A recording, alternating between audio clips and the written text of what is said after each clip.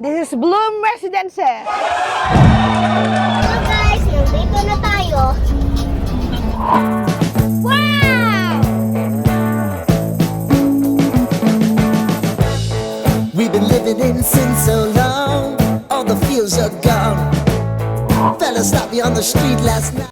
Laki-laki dito, hindi pa natin naiikot yan, yung likod niyan. Itong Tower B and A, gawa na siya. May mga nakatira na dyan. Phase 1 to. Tapos yung Phase 2, doon banda, ginagawa pa siya. Pre-selling. Tapos yung Phase 3, ginagawa pa rin siya, ongoing construction pa rin. So nakita nyo ang lawak, di ba? Ito pa lang tayo, nandito pa lang tayo sa isang part. Eh paano kung umikot pa tayo doon? Kasi this is 6.1 hectares. Nandito ka ang tahimik, tapos presko, malakas yung hangin. Tapos yung tao dito, parang ano siya, mga kalmado. Kasi parang at peace sila. Hindi kagaya sa ibang kondo, parang mga nagkakagulo eh. Dito ano sila eh, calm lang. Relax, pati ambience, relax. Pati yung lugar, kita nyo naman, ang tahimik dito. Lalo na pag umaga dito, yung morning sun, napakasarap mag-jogging dito.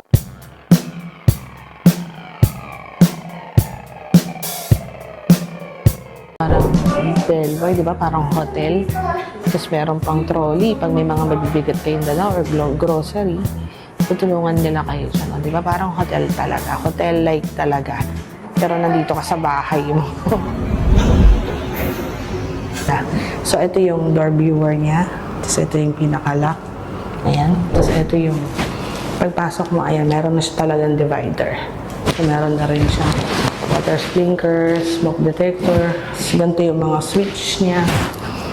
Ayan, ito yung living room. Parang ito yung second bedroom. Ayan, first bedroom. Pagpasok mo. Parang kasya dito, isang single bed, isang closet, cabinet, pwede rin study table.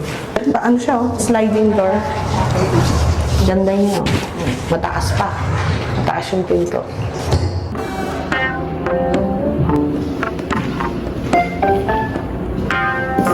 Dito yung cabinet.